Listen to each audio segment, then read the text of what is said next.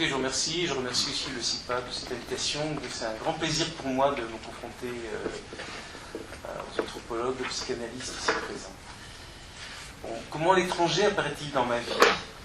Comment puis-je surmonter son étrangèreté? Je préfère parler d'étrangèreté, qui est un vieux mot français, plutôt que d'étrangérité. Bon, peu importe. Comment puis-je entrer en relation avec lui? Comment puis-je m'insérer avec lui et avec d'autres, y compris d'autres étrangers, au sein d'une même communauté? Et suis-je toujours capable de le faire? Pour tenter de comprendre cela, je ne ferai pas appel à la psychanalyse ni à l'anthropologie, car bon, je suis en quelque sorte étranger parmi vous, du moins étranger en partie à vos domaines de recherche. Je ferai appel à la philosophie, et plus précisément à une méthode philosophique bien déterminée, qui est la phénoménologie de Husserl. Un philosophe qui est assez mal connu des non-spécialistes, il est surtout connu en France par ses successeurs, ceux qui ont tenté de penser dans son sillage, à savoir, ils sont nombreux, parmi les plus grands, Heidegger, Sartre, Merleau-Ponty, Lévinas, Derrida, Ricoeur et quelques autres. Alors je laisse tout à fait ouverte, nous n'aurons pas le temps de l'évoquer ici, la question de savoir si une consonance ou un croisement serait possible entre deux méthodes et deux théorisations aussi différentes que la phénoménologie et la psychanalyse. Bien que par ailleurs on peut noter que Freud et Husserl étaient tous les deux citoyens du même empire, ont fait tous les deux des études quasiment en même temps dans la même faculté à Vienne et suivi les cours des mêmes professeurs, ils ne se sont jamais rencontrés, jamais discutés, jamais lus, ils ont apparemment ignoré leur existence réciproque jusqu'à la fin, mais peu importe. La question d'une consonance possible entre Freud et Husserl, entre psychanalyse et phénoménologie, était le projet même que tentait de porter Merleau-Ponty, entre autres, mais aussi Ricoeur et d'une certaine façon Derrida. C'est un projet qui restait en grande partie inachevé, inabouti, et je considère en présence ici comme un essai, une tentative pour renouer ce dialogue qui permettrait peut-être à ces deux méthodes très différentes, sur certains points incompatibles, de s'éclairer et voire de se refonder mutuellement. Alors, bon, comme vous le savez sans doute, la méthode phénoménologique opère une réduction, c'est l'opérateur fondamental de cette méthode, une réduction à l'immanence, qui n'est pas le retour à une expérience réelle qui aurait effectivement eu lieu dans la vie de l'homme ou de l'enfant, mais qui est une expérience de pensée, qui est une abstraction méthodologique. Il s'agit de mettre hors jeu, non pas de nier, mais de mettre hors jeu toute transcendance, c'est-à-dire tout rapport au monde, tout rapport aux autres, afin de dégager ce qui résiste à la réduction, de dégager un irréductible, et qui est précisément l'agent qui opère la réduction, à savoir cet agent que je suis, l'ego cogito, le moi qui opère la réduction quand je l'opère. Ainsi, par cette méthode qui, encore une fois, est une réduction abstractive, une expérience de pensée, ainsi se découvre, selon Husserl, un champ d'immanence, c'est-à-dire une strate primordiale, fondatrice de toute notre expérience. Alors, ce que découvre la réduction, c'est précisément l'évidence absolue de l'ego cogito, de ce moi singulier qui est le mien. En ce sens, Husserl se situe très clairement dans le sillage ouvert par Descartes. Alors, ce moi primordial, il ne faut certainement pas le confondre avec le narcissisme primaire du petit enfant dont parle Freud. On n'a pas du tout affaire à la jeunesse psychologique d'un sujet réel dans le monde, encore une fois. Alors, ce moi radical, ce moi absolu dont parle Husserl, est-il voué à une indépassable solitude, puisque toute trace de l'autre a été mise hors jeu par la méthode? En aucun cas. Comme chez Descartes d'ailleurs, il s'agit d'un point de départ destiné à être dépassé de mouvement même d'approfondissement de l'analyse, d'approfondissement de la réflexion phénoménologique. En effet, bon, le chemin que suit Husserl s'achève non pas dans un ego encapsulé en lui-même, comme ça lui était reproché par son disciple dissident Heidegger, mais par ce que Husserl appelle le dévoilement de la sphère ontologique transcendantale comme intersubjectivité, c'est-à-dire comme communauté intersubjective infinie, enveloppant l'humanité tout entière, et même bien au-delà, comme je tenterai de le montrer si nous avons le temps, ce n'est pas sûr. Il s'agit d'une communauté des vivants, qui excède les limites de l'humanité et enveloppe aussi ces étrangers très étranges que sont les animaux parmi nous et hors de nous, ces animaux que nous cessons de massacrer et que nous sommes en train de faire disparaître de la surface de la Terre. Bien, donc, comment Husserl envisage-t-il dans ce contexte la constitution de l'alter ego? non pas d'un grand autre symbolique, ni d'un autre imaginaire d'ailleurs, mais de cet autre que je rencontre devant moi, que je constitue comme un autre moi-même différent de moi, l'alter ego, autrui. Pour Husserl, le moi est originairement incarné, au sens où il est Ich Leib, il est une chair d'ego, il est, pourrait-on dire, un moi chair. Comment cette chair toujours mienne peut-elle faire l'expérience d'une autre chair?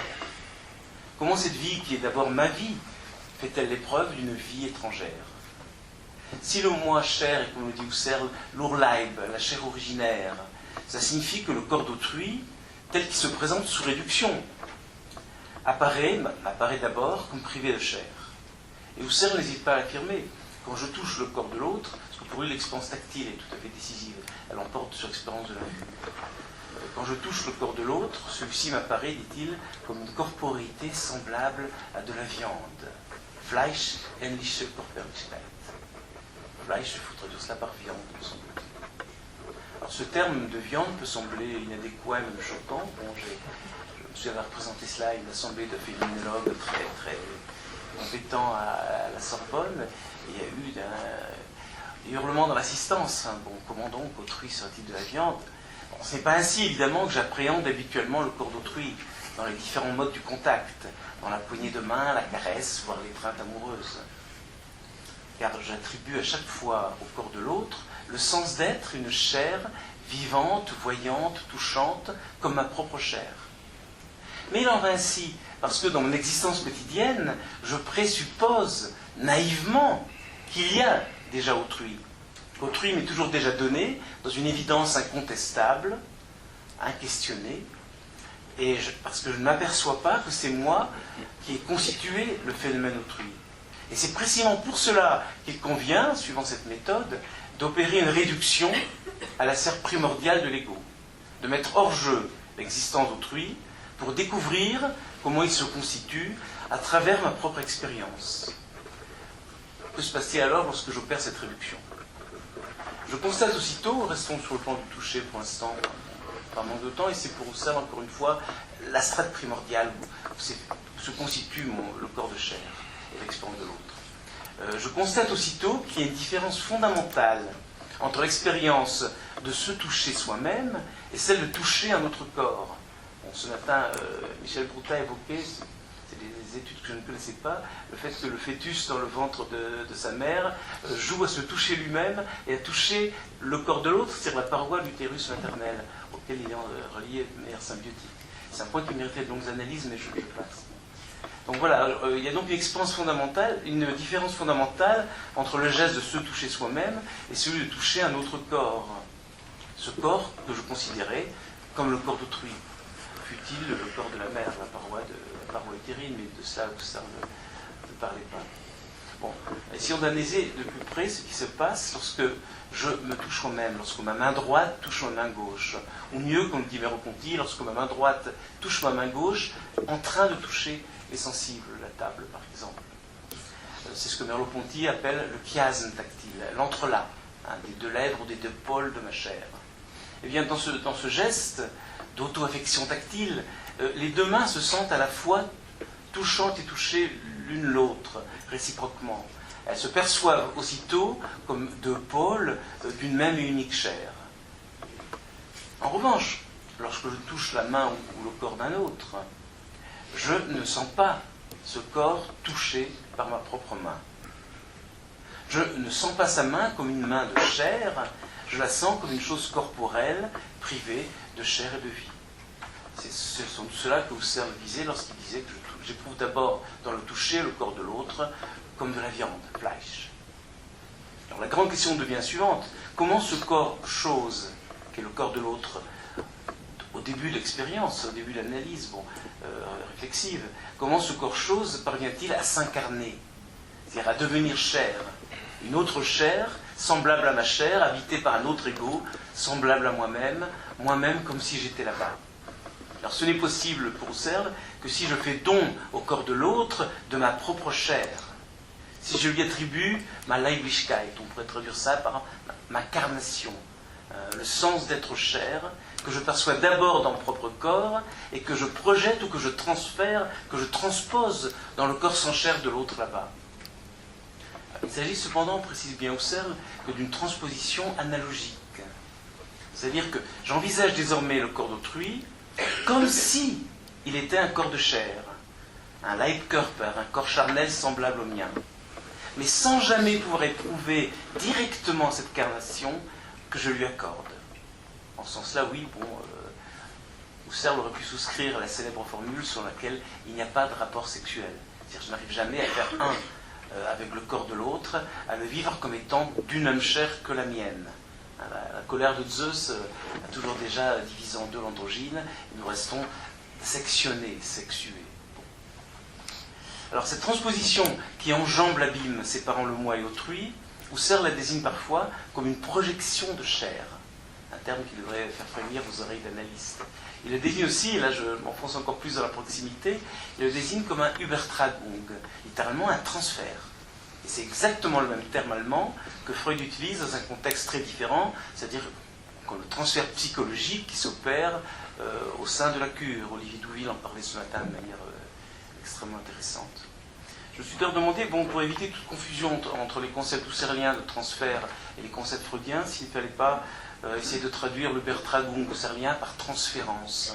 Puis finalement j'y ai renoncé parce que transférence contre transférence, c'est un peu lourd et il ne faut pas multiplier les néologismes sans nécessité. Donc retenez bien que quand je parlais de transfert, j'entends au sens strictement husserlien, donc non pas comme une opération psychologique qui s'opère dans le cadre précis de la cure analytique, mais comme un transfert ou une transférence primordiale qui s'opère en amont et me permet de rencontrer autrui en tant qu'autre. Et non pas comme un simple corps vide privé de chair là-bas. Alors il s'agit bien d'un transfert réciproque. On n'a pas à faire un transfert chez Husserl, un transfert sans retour, c'est-à-dire un mouvement unilatéral qui irait uniquement du moi vers l'autre. Pour lui, en effet, le rayon intentionnel, c'est le terme qu'il emploie, que je dirige sur les phénomènes, s'entrelace à des contre-rayons qui viennent des phénomènes et exercent en retour une attraction sur le moi. Et ce mouvement d'aller-retour, ce rayonnement double, comme il dit, se retrouve au sein de la communauté intersubjective qui s'est nouée entre autrui et moi-même. Donc les autres ne sont pas simplement des objets intentionnels que je vise, ils sont toujours aussi des co-sujets, Mitsubjekt, qui constituent avec moi mon expérience du monde. Et d'abord, l'expérience que je fais de mon propre corps. C'est la communauté à laquelle j'appartiens depuis toujours qui me permet d'achever mon incorporation, c'est-à-dire le processus par lequel ma chair primordiale devient un corps organique dans le monde, visible par les autres. Husserl soutient en effet que la chair fait obstacle dans la perception d'elle-même et qu'elle demeure ainsi, de manière étrange, dit-il, quelque chose d'incomplètement constitué. J'en conclus qu'elle ne parviendra jamais à s'incorporer par elle-même, à se faire par elle-même corps dans le monde. Je pense que les analystes que vous êtes peuvent l'entendre. Ça signifie tout simplement que sans la perception du corps d'autrui et sans la coopération des autres, sans leur toucher, sans leur voix, sans leur regard qui enveloppe mon corps, sans ce premier miroir qui est selon Winnicott pour l'enfant le visage de sa mère, sans cela, des pans entiers de mon propre corps m'échapperaient. Donc je n'atteindrai jamais à l'incorporation, c'est-à-dire au devenir corps de ma chair. Il y a donc non seulement un transfert de ma chair au corps de l'autre, mais également un contre-transfert, un transfert en retour du corps de l'autre vers le mien. C'est un point à garder en tête, parce que je vais montrer comment, dans un certain type de crise, ce contre-transfert peut s'interrompre et les conséquences qui s'en suivent. Alors, qu'est-ce qui pour Husserl rend possible ce transfert, ou plutôt ce double mouvement réciproque de transfert et de contre-transfert? Alors, selon lui, il se fonde sur la perception d'une ressemblance entre nos deux corps. Ce corps que je vois là-bas, vos corps, ressemble étrangement au mien. C'est, dit-il, moi-même, comme si j'étais moi-même là-bas, et comme si je pouvais me percevoir moi-même du dehors. Et cette saisie d'une ressemblance est encore confirmée par l'expérience concordante que je fais du comportement d'autrui, un comportement qui me rappelle le mien. Certes, je ne ressentirai jamais du dedans votre douleur comme vous-même pouvez le ressentir, mais je peux entendre vos plaintes, je peux voir vos larmes, et elles ressemblent aux miennes lorsque j'éprouve moi aussi de la douleur.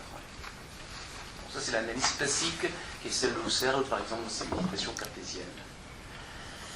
elle pose certainement problème. Rien de plus fragile que la perception d'une ressemblance, nous savons.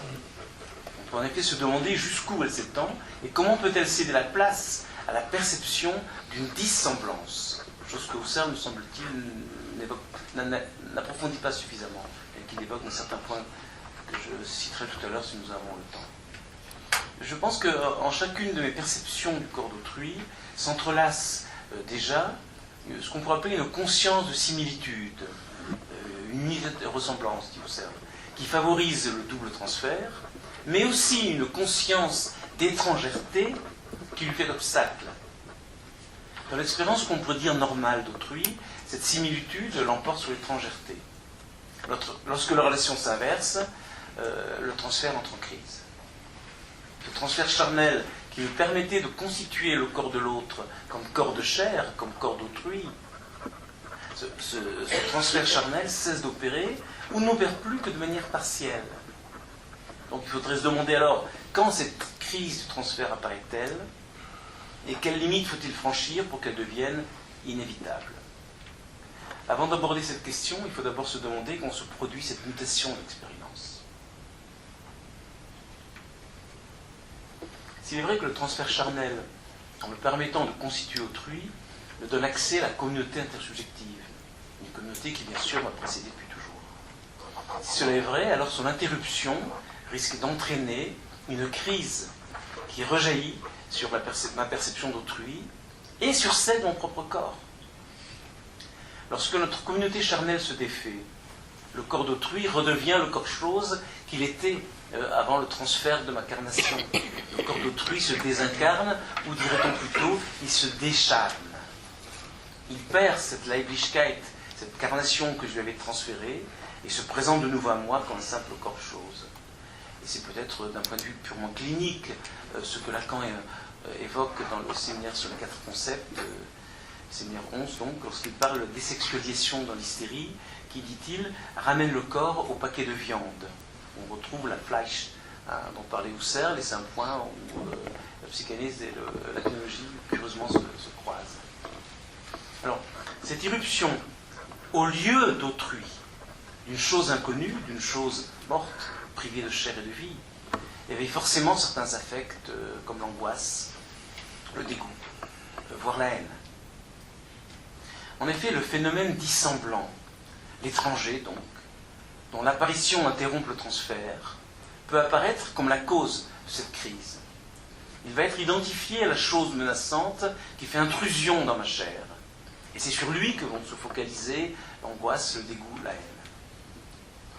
Mais l'analyse est insuffisante, il faut l'approfondir, puisqu'il y a non seulement transfert de ma carnation sur le corps de l'autre, mais transfert en retour, contre-transfert pourrait-on dire, du corps de l'autre sur ma chair, qui me permet d'achever mon incorporation. Or la crise se produit sur les deux plans. C'est sur les deux plans que ce double mouvement de transfert charnel s'interrompt.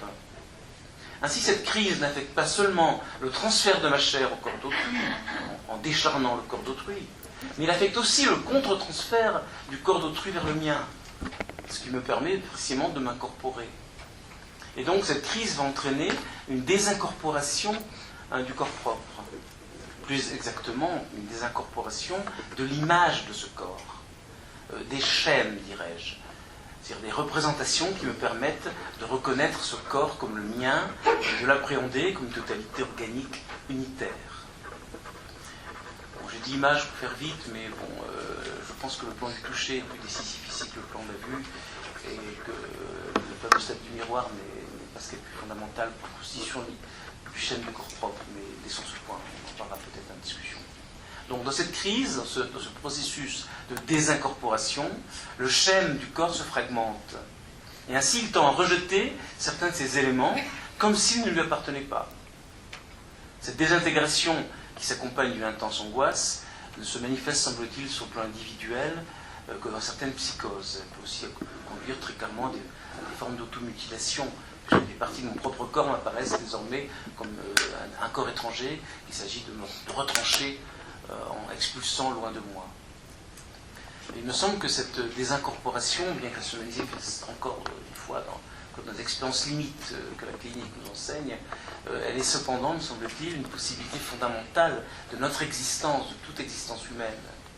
Et tout porte à croire qu'elle se rejoue encore plus violemment sur le plan de la communauté, sur le plan intersubjectif. Sans doute parce que, contrairement à ce qu'enseigne toute une tradition de la philosophie politique depuis le grec, le plan de la communauté est beaucoup plus précaire que le plan de l'expérience individuelle. Une communauté qui se représente elle-même comme un corps collectif, dont chacun de nous est un membre, cette communauté ne peut pas s'appuyer sur l'expérience de l'auto-affection tactile, du chiasme charnel, où à chaque instant, en me touchant moi-même, en m'entendant parler, en me regardant, je reconstitue l'unité de mon corps. Le corps de la communauté reste un corps abstrait, un corps déjà désincarné ou décharné, et donc menacé à chaque instant de désincorporer. Ce serait mieux de rebondir sur ce que Georges Zimra disait tout à l'heure en citant l'épître aux Galates de Paul. Bon, ni homme ni femme, ni juif ni grec, ni homme libre ni esclave, ni tous membres du corps du Christ. Mais ce corps collectif du Christ ou de l'État, qui a remplacé le corps du Christ, le corps de l'Église, est un corps précaire, un corps fragile. Un corps où les angoisses de démembrement, de fragmentation, de dislocation, bref, le processus de désincorporation se manifeste de manière plus récurrente et plus intense que dans l'expérience individuelle, que dans l'expérience du corps individuel, où il ne semble qu'elle peut apparaître que dans des formes limites de ce qui est présent. Et donc à partir de là, je pense que nous avons quelques éléments pour comprendre ce phénomène dont je voudrais parler aujourd'hui, et qui est la haine de l'étranger. Puisque précisément, ce qui éveille la haine, c'est l'apparition, si on suit l'analyse que j'ai esquissée devant vous, ce qui éveille la haine, c'est l'apparition dans ma propre chair d'une chose étrangère, d'une chose inconnue, qui semble faire intrusion au-dedans de moi-même. Donc Unheimlich, c'est un thème qui a été évoqué plusieurs fois ce matin, pour du Widouville notamment, me semble-t-il. Bon, c'est l'apparition Unheimlich au cœur du Heim, au cœur de la Heimlichkeit, au cœur de l'intimité la plus propre et la plus proche, l'irruption d'un élément radicalement étranger qui semble apparaître comme un ennemi intime au-dedans de moi-même. Mais ce tout autre menaçant et destructeur, ce n'est rien d'autre que moi-même. C'est une part de moi-même que je cesse désormais de considérer comme ma chair. C'est une part de moi-même que je n'arrive pas à reconnaître comme étant de ma propre chair. C'est cela que, dans mon travail, je propose d'appeler du nom de restant. Le restant est au fond le premier étranger, mais c'est un étranger intime, un étranger en moi. C'est un extérieur intime, peut-être ce que Lacan a désigné du nom d'extime, pour qualifier la position de l'objet du fantasme. Donc, il me semble en effet, là j'ai un point de divergence avec les dynasciens, que le premier étranger, l'étranger le plus radical, n'est pas autrui, l'étranger extérieur, transcendant, mais l'étranger immanent, l'étranger en moi. C'est là même que j'appelle le restant, et que nous avons tendance à projeter sur les autres extérieurs que nous rencontrons dans notre existence, cette altérité interne que j'éprouve d'abord en moi-même, et qui est précisément cet élément hétérogène que j'appelle le restant. Bon, là, oui, on est, notre animatrice, elle démarre 10 minutes. 10 minutes. Très bien. Bon, je vais essayer de conclure. Je vais essayer de conclure assez rapidement. Oui, donc, oui, j'ai beaucoup travaillé sur les mouvements de persécution dans le livre que vous avez évoqué, Ils m'ont haï sans raison. C'est une analyse que j'ai réinvestie dans le petit livre que je viens d'écrire sur le djihadisme, qui est aussi un mouvement de persécution, un dispositif de terreur, comme je dis. Et donc je me suis beaucoup intéressé à l'apparition de la haine au sein du même. Comment la haine peut viser non pas un étranger très différent, mais un étranger très proche. Comment se fait-il que dans certaines conditions, les cas de guerre civile ou le cas de la chasse sorcière que j'ai longuement analysé, comment se fait-il qu'un proche, un membre de la même famille ou de la même communauté, puisse tout à coup apparaître comme un ennemi irréductible, comme un foyer de haine, comme un suppôt du restant. Revenons à l'analyse d'autrui, l'analyse phénoménologique, j'ai tenté d'esquisser en appuyant sur Husserl. Autrui est d'abord mon alter ego, c'est-à-dire celui qui me ressemble, celui à qui je peux m'identifier. Là j'introduis un concept qui est familier aux Freudiens que vous êtes. Bon, en m'identifiant à lui, on a vu que je lui transfère ma chair, ma carnation. et en même temps je transfère en lui ce restant qui hante ma propre chair. Si bien que notre communauté humaine serait elle aussi, comme toutes les communautés humaines, marquée par la hantise d'un restant. Aucune communauté humaine, me semble-t-il, ne peut s'empêcher de sécréter un élément hétérogène, à la fois abject et sacré, qui peut aussi bien occuper la place du déchet que la place souveraine, celle du roi, du chef d'État, ou aussi bien celle d'un dieu ou de Dieu. Bon. Alors, ce qui fait la différence, me semble-t-il, entre les communautés existantes, ce qui par exemple interdit d'identifier une république démocratique à un État totalitaire, là je reviens à des discussions assez intenses que nous avons eues ce matin et ce midi, c'est précisément que les communautés humaines traitent de manière très différente cet élément hétérogène qu'elles secrètent nécessairement. Elles peuvent tenter de fixer dans son étrangereté, c'est par exemple le cas des parias indiens, bon, j'ai un peu étudié aussi la question de le mode particulier d'exclusion qui était celui des juifs et des lépreux à un moment donné au Moyen-Âge, qui est encore aujourd'hui celui des parias en Inde. Donc là, l'élément abject est fixé à sa place, sans qu'on ne cherche jamais à l'anéantir ou à l'expulser. Mais ces communautés peuvent tout aussi bien, dans d'autres circonstances, dans d'autres contextes historiques, et c'est arrivé au Moyen-Âge lorsqu'on a commencé à massacrer les lépreux et les juifs, après les avoir d'abord écartés, lorsque le dégoût vire à la haine, à ce moment-là, le traitement du restant se transforme. Et donc, ce qui différencie les communautés, c'est la manière dont elles assument cette étrangereté intime qui les traverse, et cet élément hétérogène, bon, une notion que j'emprunte à Georges Bataille, et qui est ce que j'appelle le restant. Bon, donc, revenons à cette question que j'évoquais.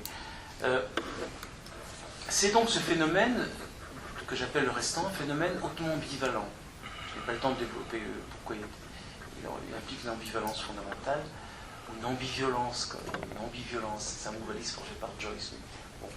C'est ce phénomène hautement ambivalent du restant qui caractérise d'abord une part de ma propre chair, qui réapparaît en autrui, précisément parce que je constitue autrui, comme dit Husserl, par une projection de chair. Et ce qui se passe lorsque je transfigure le corps de l'autre pour faire de l'autre un objet d'amour, et c'est aussi bien ce qui se passe, inversement, lorsque je le défigure pour en faire un objet de dégoût et de haine. Et Freud nous l'a appris, l'amour et la haine sont très proches, et même comme il écrit dans la métapsychologie, la haine est plus ancienne que l'amour. Phrase très intéressante sur laquelle nous pourrons discuter. Alors on aurait tort de croire, comme on le pense parfois, que c'est le tout autre, c'est-à-dire l'étranger le plus lointain, le plus dissemblable, qui peut devenir l'objet de mon dégoût ou de ma haine. Non, l'exemple des persécutions le montre très bien. C'est le presque même. C'est pas le tout autre, c'est le presque même. C'est l'autre dans le même. C'est mon semblable, mon prochain, mon ami, mon voisin. Celui qui me ressemble comme un frère. Jusqu'à ce qu'il se révèle différent dans la plus grande proximité. C'est-à-dire jusqu'au moment où une petite différence, qui est même la trace qui est la trace même du restant, vient briser notre identification.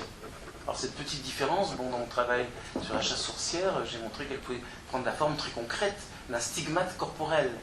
Ce point du diable, cette signature du diable, sigillum diaboli, que les inquisiteurs venaient traquer sur le corps dénudé de leurs maleureuses victimes. Ils cherchaient le point qui permet de faire passer le tranchant de la différence au sein du même. Ça peut être autre chose, il y a toute une série de stigmates corporels qui peuvent passer par la couleur de la peau, par un accent un peu différent, par une courbure un peu prononcée du nez. Cette courbure du nez dont Aristote disait que si elle s'accentue un peu trop, le nez humain devient un groin, un mufle d'animal.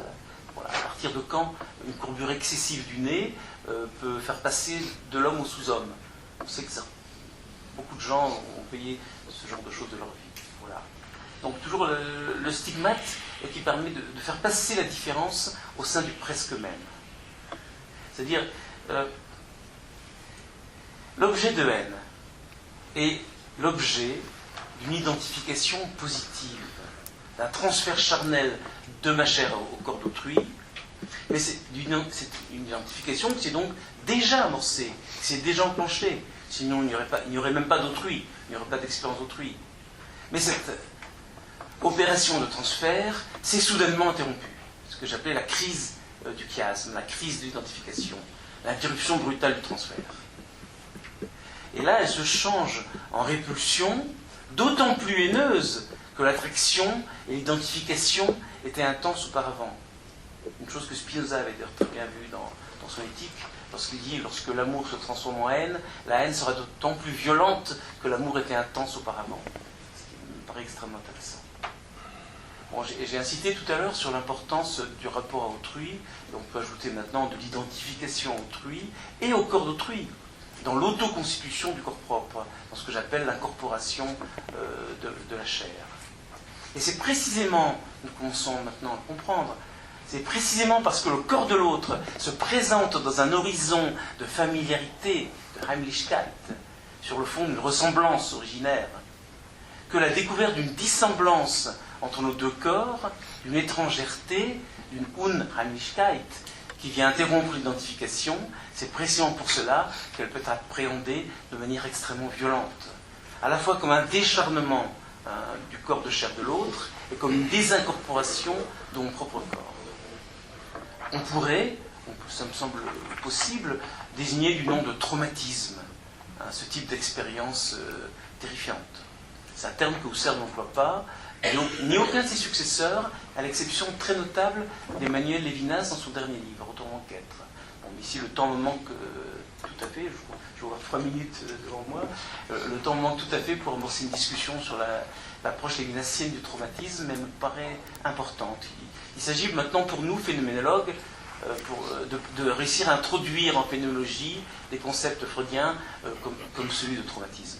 C'est un travail que je vais tenter de faire dans les années à venir. Bien, prenons un exemple qui vous sera peut-être plus parlant, un exemple plus concret et qui nous ramène vers la psychanalyse. Je pense à la découverte angoissante de la différence sexuelle, celle de l'absence de pénis de la mère par le petit garçon. Vous savez tous, c'est bien connu, que Freud y repérait l'origine de ce qu'il appelle le fantasme de castration et de l'attitude négative envers les femmes. Oui, il s'agit de la découverte dans un corps marqué dès le départ par une unité de ressemblance, donc par un transfert charnel et un contre-transfert, dans le rapport primordial de la mère à l'enfant, sur lequel Husserl insiste aussi dans certains textes. Bon, il s'agit de la découverte du point de la différence. Du point de différence entre mon corps et le corps de l'autre, qui vient briser tout à coup l'identification au corps maternel et le double transfert charnel. Et c'est là que surgit, comme je l'avais esquissé auparavant, c'est là que surgissent les sentiments d'angoisse, de dégoût envers ce corps mutilé qu'est le corps de la mère, le symbole même de l'horreur, dit Freud, le sexe terrifiant de la mère, dans le texte sur la tête de Méduse. Bon. Et c'est précisément cela qui peut, dans certaines conditions historiques, virer à la haine, devenir la matrice de la haine des femmes, de la haine du féminin, y compris d'abord du féminin en soi. Bon, la haine, vous le voyez, telle que je tente de l'analyser, la haine s'enracine dans une distorsion de notre expérience de l'étranger. C'est une expérience de l'étranger qui, à un moment donné, s'interrompt, entre en crise, et se retourne littéralement contre elle-même, inverse son sens. Mais si vous avez bien suivi mon analyse, et ça c'est un point sans doute de divergence avec la psychanalyse, il me semble que la haine envers les autres trouve sa source dans une haine envers soi. Plus exactement, envers un étranger interne, envers une part maudite de moi-même que je reconnais avec horreur chez l'autre. Cet étranger intime, c'est ainsi que Freud, dans certains textes, caractérise sur moi, je crois. Cet étranger interne, ce premier étranger, c'est précisément ce que j'appelle le restant. Le restant que toute chair secrète en elle-même comme son élément hétérogène.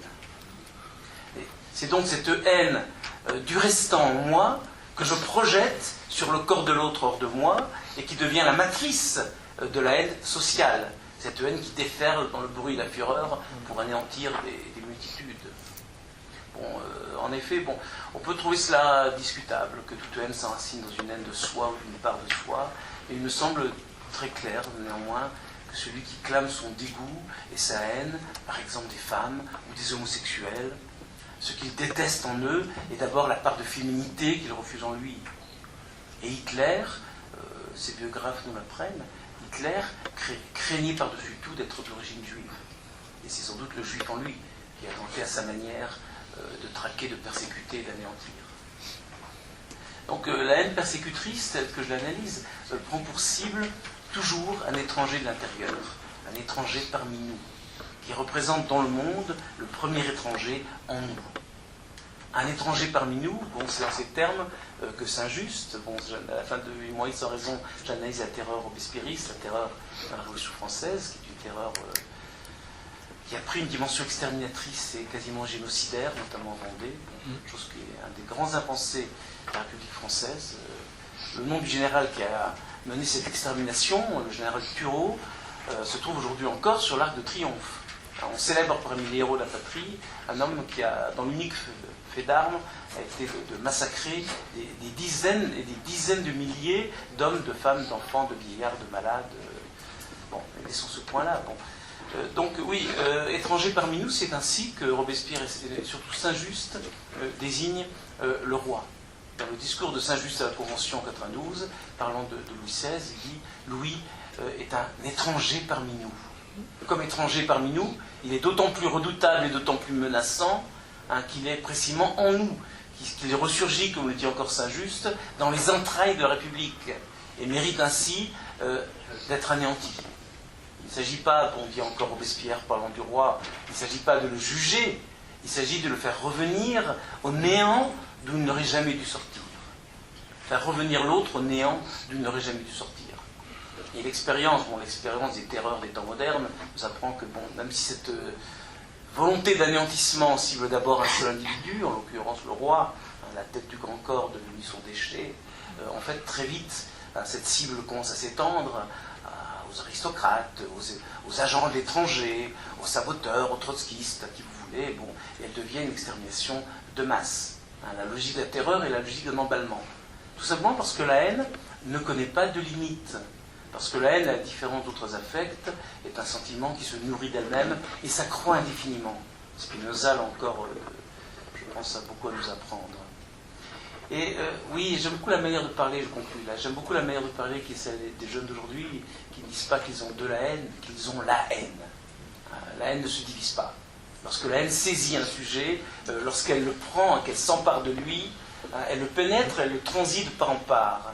Et elle amène à considérer l'autre, tout autre, la figure même d'autrui, comme étant un ennemi menaçant, une surface de projection de son propre restant, qu'il s'agit d'anéantir en s'anéantissant lui-même. Et donc le geste autosacrificiel du kamikaze, du meurtrier martyr, du djihadisme, qui se tue pour, en se tuant, tuer le maximum de ses ennemis, nous fait sentir de très près, nous fait toucher presque ce nœud mortifère de la haine de soi et de la haine de l'autre. C'est le point où la passion suicidaire et la passion exterminatrice en viennent se confondre dans un même point de jouissance, pourrait-on dire. Bon, alors pour conclure, bon, vous connaissez peut-être ce très beau petit livre d'un certain Antoine Léris, un journaliste qui avait perdu sa femme lors des attentats du Bataclan, donc il y a exactement 2 ans. Et il avait écrit un texte dans Le Monde, puis après il a publié ça sur un petit livre, et le livre s'appelle « Vous n'aurez pas ma haine ». Il s'adresse au meurtrier de sa femme, en parlant de son deuil sans fin, en parlant de son fils orphelin, et il dit « Mais je ne vous ferai pas le cadeau de vous haïr, car si je vous haïssais, je me mettrais à vous ressembler, et donc la haine aura le dernier mot. » Donc c'est une très grande force, je crois, cette position-là. Je ne suis pas certain d'être moi-même capable, le cas échéant, d'avoir cette force d'âme-là, mais ce n'est pas un argument. Je veux dire, c'est précisément la position que je pense qu'il faut tenir. Si on admet que la haine, qui s'enracine toujours dans une haine de soi-même ou d'une part de soi-même, tend à être projetée dans l'autre et à s'illimiter, à s'emballer jusqu'à devenir exterminatrice, la pire manière de répondre à la haine de nos ennemis, à la haine des fanatiques, serait de réagir à notre tour par la haine. Et donc de répondre à la haine par la haine, rendre la haine mimétique, c'est rentrer dans une spirale sans fin de la vengeance et de la violence. Donc il faudrait refuser de céder à la haine. Ce qui ne veut pas dire, surtout pas, prôner la non-violence, la non-résistance au mal, l'abandon de toute lutte. Non, il faudrait être capable, mais c'est sans doute très difficile, il faudrait être capable de lutter sans haine contre un ennemi réel, dangereux, qu'il s'agit aujourd'hui de mettre hors d'état de nuire, mais sans céder à la haine, c'est-à-dire sans le considérer comme lui-même le considère, comme une figure défigurée du restant, comme un ennemi absolu, un monstre inhumain qu'il s'agirait d'exterminer. Voilà, je pense que c'est la tâche qui s'offre à nous aujourd'hui, mais nous ne pourrons arriver à la réaliser que nous avons commencé à comprendre quelles sont en nous les racines profondes de la haine. Et c'est cette analyse que j'ai tenté avec les moyens à moi, les concepts à moi, ceux de Husserl et quelques autres, d'esquisser devant vous aujourd'hui. Je vous remercie.